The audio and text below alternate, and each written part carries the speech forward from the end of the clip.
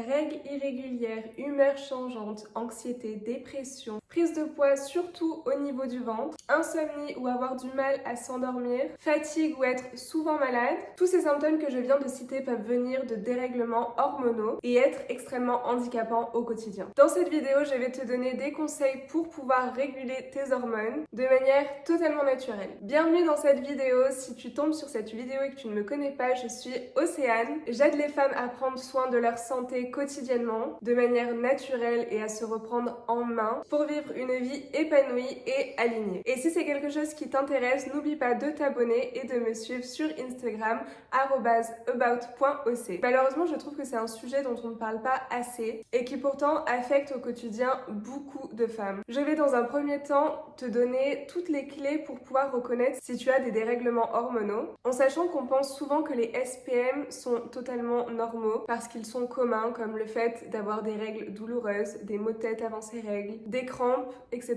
et j'en passe, alors que ce n'est pas parce que c'est commun que c'est normal. Commençons par l'hormone qu'on appelle oestrogène. Par exemple, un haut taux d'oestrogène peut se manifester par des règles irrégulières, de la prise du poids, surtout au niveau du ventre, des humeurs changeantes, une basse libido, de la fatigue ou une poitrine sensible. À l'inverse, un bas taux d'oestrogène dans ton corps peut se manifester par de la sécheresse vaginale, une peau sèche, des cheveux secs, des règles irrégulières, ou encore des humeurs changeantes comme de la dépression ou de l'anxiété. Concernant l'hormone cortisol, ou l'hormone qu'on appelle du stress. Un haut taux de celui-ci peut se manifester par de la prise de poids, surtout au niveau du ventre, des insomnies ou avoir du mal à s'endormir, de l'anxiété, de la dépression, des humeurs changeantes et le fait d'être souvent malade. À l'inverse, un bas taux de cortisol peut se manifester par une fatigue chronique. Passons ensuite par l'oxytocine, qui est autrement appelée l'hormone du bonheur. Celle-ci aide à se sentir plus proche des autres, elle booste ton empathie et la confiance que tu donnes aux autres, et c'est elle qui te fait sentir plus relax dans ton quotidien. Et par exemple, un bas taux d'oxytocine peut se manifester par de la difficulté à avoir confiance aux autres, difficulté à avoir de l'empathie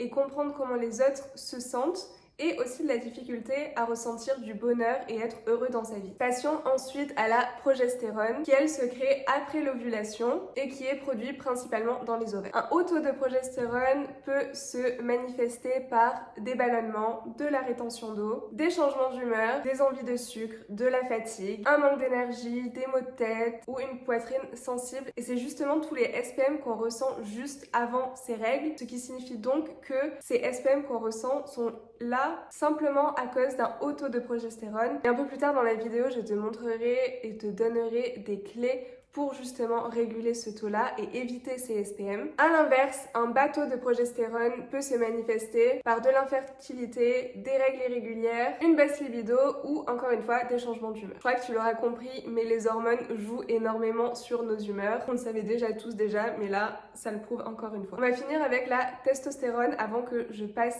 par les clés pour pouvoir réguler toutes ces hormones qu'on a présentées précédemment. Un haut taux de testostérone peut se manifester par une pilosité accrue, de l'agressivité, de l'infertilité ou même de l'acné. À l'inverse, un bas taux de testostérone peut se manifester par une baisse de motivation, de la dépression, de l'anxiété ou peu de libido. Maintenant que tu as pu reconnaître un ou plusieurs symptômes, je vais te rendre directement aux hormones qui t'intéressent pour savoir comment les réguler. Et tu trouveras dans la barre d'infos un timer pour t'aider à retrouver l'hormone qui t'intéresse et savoir comment la réguler. Commençons par l'œstrogène et comment le réguler. Pour ça, tu peux supprimer tous les perturbateurs endocriniens que tu as dans ta vie. Donc tout ce qui est plastique et même les produits de skincare, de maquillage, et faire vraiment attention. Ils se trouvent honnêtement un peu partout dans notre quotidien, c'est assez aberrant, et vous de faire attention aux produits que tu achètes et tout autour de toi dans ton quotidien. Tu peux également faire de la méditation, du yoga ou de la respiration pour t'aider à mieux gérer ton stress et à te relaxer au quotidien. Bien entendu, il est important de bouger son corps quotidiennement, que ce soit par de la marche, par du sport, ou qu'importe, mais de ne pas avoir une activité sédentaire. Ensuite, éviter l'alcool le plus possible, forcément. Il est aussi important d'avoir une alimentation riche en fibres et aussi que celle soit saine et équilibrée. Dans la même catégorie, éviter tous les produits transformés et riches en sucre, et donc forcément faire en sorte de cuisiner le plus possible du fait maison avec des bons produits. Et enfin, si tu veux réguler ton taux d'oestrogène. Il est aussi intéressant d'éviter les produits à base de soja en excès. Passons maintenant au cortisol et comment réguler celui-ci. Donc pour cela, ce qui peut être intéressant, c'est de prendre le soleil dès le matin, d'éviter le plus possible les écrans bleus, notamment au réveil et avant de se coucher, et vraiment faire en sorte de supporter ton rythme circadien. Ensuite, tu peux prendre un petit déjeuner protéiné et salé dès le matin. Si tu veux boire ton café, toujours boire ton café après manger et non pas dans un estomac vide, parce qu'on le rappelle, le cortisol et l'hormone du stress, et en mettant de la caféine dans un estomac vide, forcément tu vas faire monter ton cortisol et donc ton stress. Il est aussi important de bouger son corps quotidiennement grâce à de la marche, des activités physiques et faire en sorte de ne pas avoir une activité sédentaire tous les jours. Tu peux aussi prendre du magnésium pour t'aider avant de t'endormir. Il y a des vertus endormissantes. Il est aussi également très important de favoriser un sommeil réparateur et donc de dormir entre 7, 8 ou 9 heures selon tes besoins. Pour réguler ton taux de cortisol, ce que tu peux faire aussi, c'est de passer du temps avec tes proches et les personnes que tu aimes. Et enfin, bien sûr, de manger équilibré. D'avoir une alimentation saine, principalement avec des produits frais et du fait maison, et éviter le plus possible tout ce qui est produits transformés. Et enfin, tu peux méditer pour favoriser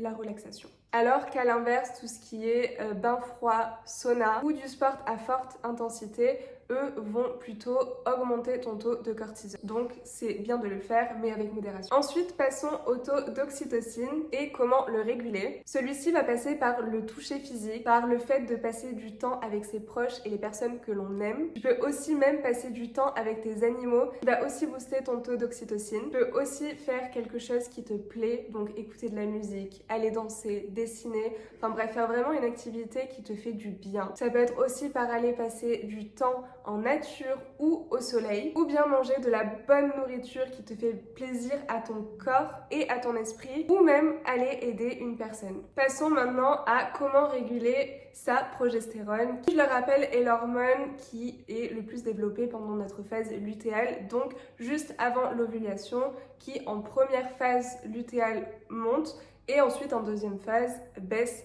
pour accueillir les règles. Donc ici, ça va être intéressant de savoir comment la réguler pour éviter les SPM. Donc je vais donner quelques clés ici, mais si ça t'intéresse, tu peux aussi aller voir une autre vidéo que j'ai fait sur ma chaîne qui est vivre en fonction de son cycle, et donc où je te donne des clés de comment manger, comment faire de l'exercice, comment travailler selon les phases de ton cycle et selon la phase lutéale pour justement la vivre au mieux. Donc tout d'abord, ce que tu peux faire, ça va être de gérer ton stress, encore une fois, par des exercices de méditation, respiration ou par du yoga. Ici, il va être aussi très important d'avoir une alimentation saine et équilibrée, et à ce moment-là, notre corps va avoir envie de malbouffe, clairement, mais il va falloir savoir y résister. Par exemple, le corps va avoir très envie de sucre et donc de malbouffe, mais là, il va falloir savoir se réguler et savoir qu'on peut lui donner du sucre, mais d'autres manières, de manière plus saine, comme manger plus de féculents pendant les repas,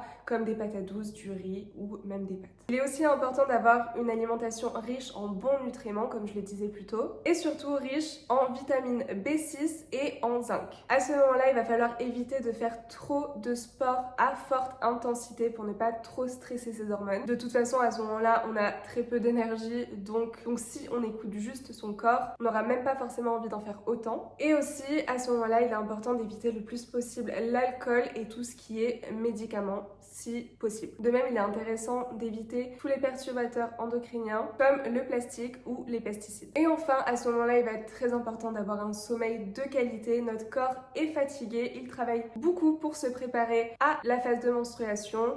Donc là, il est important de s'écouter et de dormir plus si on en a besoin et envie. Et du coup, je vais terminer avec la testostérone et comment la réguler. Ici aussi, je te conseille d'avoir une alimentation saine et équilibrée, riche en bons nutriments, qui va t'apporter beaucoup d'énergie pour le corps. Il va être aussi important de bouger quotidiennement et de ne pas avoir une activité 100% sédentaire. Il est aussi important de faire en sorte de maintenir un poids stable, parce que justement l'obésité peut affecter ton taux de testostérone. Et aussi éviter l'alcool en excès et les drogues, j'ai envie de te dire, sans blague. Et enfin, il va être aussi important de gérer son stress, encore une fois avec des exercices de méditation, de respiration ou du yoga, parce que le stress chronique peut avoir un effet sur le dérèglement hormonal notamment de la testostérone. Maintenant que tu en sais un peu plus sur tes hormones et comment les réguler, je vais te donner 3 questions auxquelles tu peux répondre tout au long de ton cycle pour mieux comprendre ton corps, ton cycle et tes humeurs. Premièrement, ma question est, est-ce qu'il y a des moments dans ton cycle où tu te rends compte que tes hormones affectent ton corps? Et essaie de décrire l'expérience avec le plus de détails possible. Est-ce que tu as des changements d'humeur soudains? Est-ce que tu as une baisse de libido inhabituelle, etc.,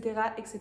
Ensuite, deuxième question, réfléchis à comment ton cycle menstruel a changé ces dernières années. Est-ce que tu as pu voir des changements significatifs ou des événements qui se reproduisent encore et encore? Et enfin, je t'invite à écrire tout au long de ton mois comment tu te sens mentalement selon où tu es dans ton cycle menstruel. Et après plusieurs mois, essaie de voir s'il y a des événements qui se reproduisent encore et encore. Par exemple, dans mon cas, 3-4 jours avant que j'ai mes règles, je sais qu'à ce moment-là, j'ai des pensées ultra négatives qui arrivent et je me sens totalement découragée et honnêtement, j'ai envie de rien faire. Et du coup, répondre à ces questions t'aidera à mieux te comprendre, à mieux comprendre ton cycle et tes hormones et à savoir comment réagir quand certains événements surviennent pendant ton cycle. Par exemple, dans mon cas, je sais que maintenant, ces pensées négatives qui arrivent juste avant mes règles, j'en suis consciente. Je sais qu'elles sont là parce que je vais avoir mes règles. Elles ne reflètent absolument pas la réalité et que je peux les mettre de côté et que ça va être passager. Maintenant, j'en suis totalement consciente.